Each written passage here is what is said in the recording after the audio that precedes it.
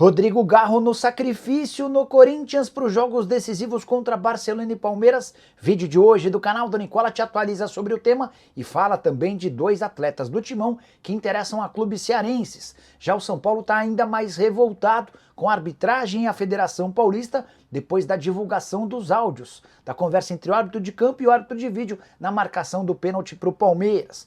Preciso te atualizar também sobre uma limpa no Cruzeiro. Vitor Hugo, novo reforço do Galo em Belo Horizonte. Flamengo podendo faturar muito dinheiro com um ex-atleta. Tem as últimas do mercado, bastidores, finanças. O pai do Neymar explicando como é que vai funcionar a reforma do centro de treinamento, além da possibilidade de venda da SAF do Vasco. Trago atualizações fundamentais sobre o tema.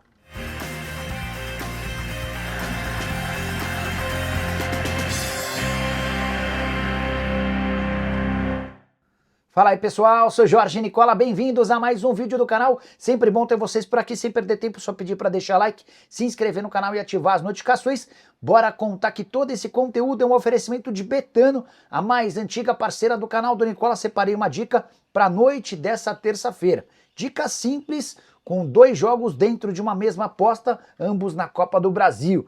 Preciso da vitória do Bragantino contra o São José, jogo em Bragança Paulista, e da vitória do Botafogo da Paraíba contra o Concórdia. Tô colocando R$100 para voltar em R$205 para você fazer sua fezinha na Betano, é super simples. Tem link no comentário fixo, você clica, faz seu cadastro e vem se divertir com responsabilidade na Betano. Só não esquece de utilizar o código Nicola para que o pessoal saiba que você veio daqui. Último recado importante, você precisa ter pelo menos 18 anos de idade e jogar com responsabilidade. Combinado? Bora começar o vídeo com aquele tradicional giro de notícias e a primeira informação é sobre as finais do Campeonato Paulista. Palmeiras e Corinthians começam a decidir a taça no domingo, 18h30 no Allianz Parque. Partida da volta acontece apenas depois da data FIFA, em 27 de março, uma quinta-feira, 21h35 na Neoquímica Arena. A FERJ, Federação de Futebol do Estado do Rio de Janeiro, também anunciou mudança no segundo jogo da final do Campeonato Carioca. Primeira partida do Fla-Flu nessa quarta-feira, a segunda acontece no domingo, 16 horas no Maracanã, e inicialmente o jogo aconteceria no sábado. Preciso falar também sobre o Botafogo, que prepara uma nova oferta por Mosquera, atacante colombiano que pertence ao Red Bull Bragantino. Interesse desde o início da temporada, o time de Bragança Paulista é quem tem dificultado as negociações. Para completar o giro de notícias, contar que Daniela Boaventura não é mais apresentadora da ESPN, ela aceitou uma proposta para trabalhar na Flá TV, assim como fez recentemente o João Guilherme. Já o Manchester United anunciou um projeto para demolir o Old Trafford, seu estádio um dos mais internacionais e importantes estádios do mundo. O Old Trafford deve ser demolido e dar lugar a um estádio para 100 mil pessoas, que ficará pronto até 2031. Já Rafinha, atacante do Barcelona, marcou mais 2 gols na vitória do Barça por 3-1 contra o Benfica, assumindo a artilharia da Liga dos Campeões nessa temporada e tornando-se o jogador brasileiro com mais gols em uma única edição de Champions. São 11 gols na atual temporada, ultrapassando Neymar, Kaká, Rivaldo e Jardel, que tinham 10 gols cada. A saideira do giro de notícias é sobre a minha Portuguesa. A Lusa dobrou o número de sócios torcedores desde que se tornou uma SAF. A última contagem mostra a Portuguesa com cerca de 2.050 sócios torcedores. Eram menos de 1.000 antes da transformação do clube numa sociedade anônima do futebol. Portuguesa que se manteve na primeira divisão do Paulista e começa a disputar a partir de 13 de abril a 4ª divisão do Campeonato Brasileiro. Hora de falar sobre o Vasco e repercutir uma informação que surgiu nessa terça-feira, divulgada pelo VDG Cast, e que dá conta de que o Vasco recusou uma proposta para venda da SAF. Um fundo inglês estaria disposto a pagar 600 milhões de reais para a compra do clube, 300 milhões à vista e outros 300 milhões parcelados. Fui atrás da informação e posso assegurar que não existiu nenhuma oferta oficial para a venda da SAF do Vasco. Desde que o Pedrinho assumiu o controle da SAF via justiça, tirando a 777 do poder, não existiu qualquer oferta oficial. Foram várias as tratativas iniciais, como eles chamam de NDAs, que são conversas preliminares de investidores, de empresários, de grupos e fundos de investimento, para entender as condições do negócio, mas nenhuma dessas conversas preliminares ainda se transformou em proposta. Pedrinho assegura que quer fazer a venda da SAF do Vasco, mas a fará. Primeiro quando tiver proposta e depois quando a oferta for boa. Precisa ser um negócio interessante do ponto de vista financeiro, com garantias de que o Vasco não será entregue ou devolvido por esse investidor e, mais do que isso, que o clube vai seguir seu rumo de títulos e representando toda a história gigante do clube.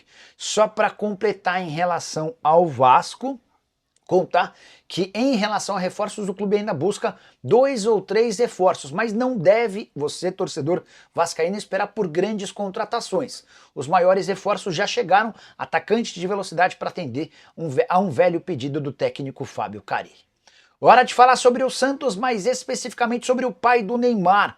O seu Neymar Silva esteve no centro de treinamento e explicou num vídeo como serão feitas as reformas no centro de treinamento da equipe profissional do Peixe. Neymar pai ainda nem adquiriu a SAF do Santos como ele sonha, mas já tem colocado a mão na massa e feito uma série de melhorias. As primeiras delas na Vila Belmiro, num pedaço onde o Neymar e a família curtem os jogos do Santos e também nos vestiários. Nessa segunda fase, as obras vão acontecer no centro de treinamento sem nenhum custo para o Peixe. Neymar, por conta de toda a visibilidade que ele consegue, fez uma parceria com investidores e também com pessoas que trabalham com esse tipo de obra, e essas reformas acontecerão ou se iniciarão muito em breve. Inclusive é legal contar que serão 4 vestiários do centro de treinamento alterados, uma academia, uma área de fisioterapia e de fisiologia, todas modificados. Vai haver também um espaço onde vai funcionar todo o centro de treinamento, baseado em 2 andares, tudo com módulos. Esses módulos, inclusive, já estão sendo preparados e devem ser instalados no fim do mês de abril, quando as atuais estruturas serão removidas e substituídas num prazo de mais ou menos 10 dias. Repito, Santos não gasta absolutamente nada e vai modernizando seus espaços e também sua infraestrutura. E ainda há quem duvide de que Neymar e o pai dele querem comprar a SAF do clube. Só para completar sobre o Peixe, o time se reapresenta nessa quarta-feira após 2 dias de folga. A segunda e a terça-feira, seguintes à eliminação contra o Corinthians, Neymar é aguardado para retomar o tratamento na coxa. Imagino que se ele tivesse muito preocupado mesmo com esse tratamento, teria ido ao CT do Santos, mesmo na segunda e na terça-feira de folgas. Afinal de contas, ele precisa estar bem, tem jogo da seleção em breve. Hora de falar sobre o Flamengo, que pode faturar mais de 50 milhões de reais com um ex-atleta. Eu me refiro a João Gomes, volante revelado na Gávea e vendido para o Wolverhampton. A fase dele por lá é muito boa. O João Gomes é titular absoluto do Wolverhampton, só não vou dizer que ele é o melhor jogador do time, porque no Wolverhampton há também o Matheus Cunha, brasileiro que tem atuado como meio atacante, um legítimo camisa 10 de excelente impressão. Mas o João Gomes, muito mais jovem, também tem deixado e conquistado o coração de torcedores do Wolverhampton e a atenção de times gigantes. Lá na Europa, há a especulação de que o Liverpool pode tentar comprá-lo, numa operação que não vai custar menos do que 60 milhões de euros.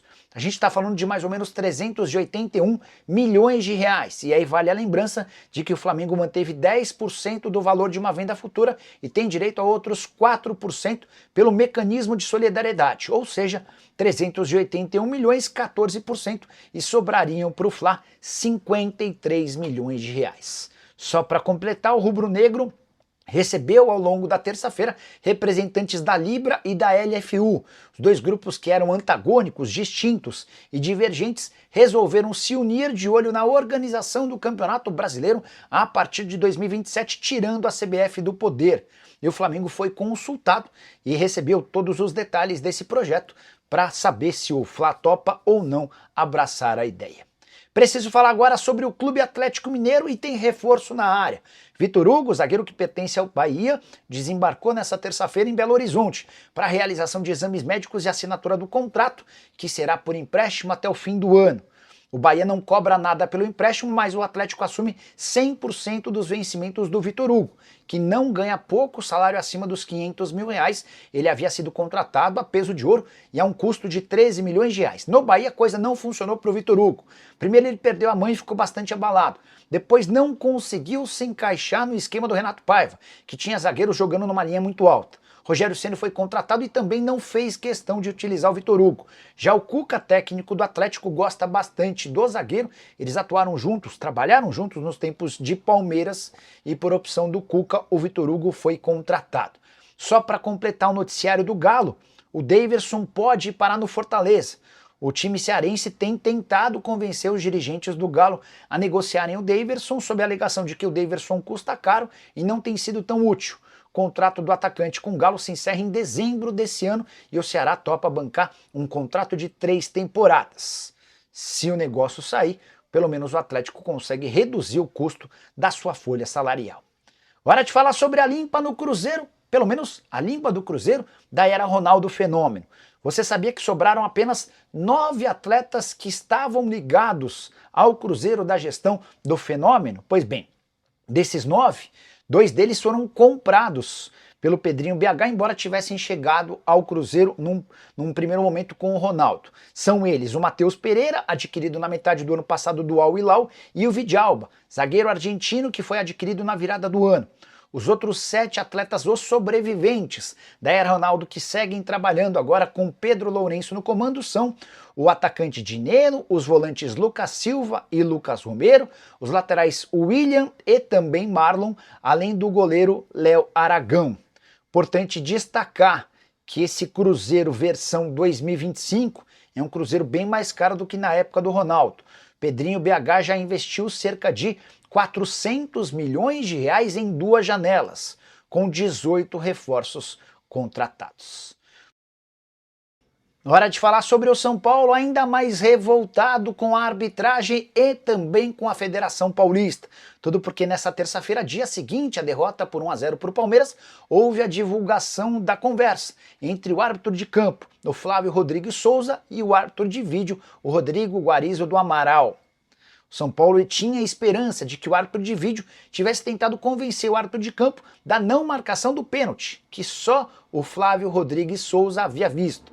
Vitor Roque se choca com o Arboleda, mas fica muito claro para todo mundo que o Vitor Roque começa a cair antes mesmo desse contato. Pois bem, o áudio foi divulgado, vazado, e a irritação se tornou ainda maior porque o Rodrigo Guarizo do Amaral disse o seguinte, abre aspas, o Arboleda fez o calço com a perna esquerda no Vitor Roque. O pênalti está confirmado.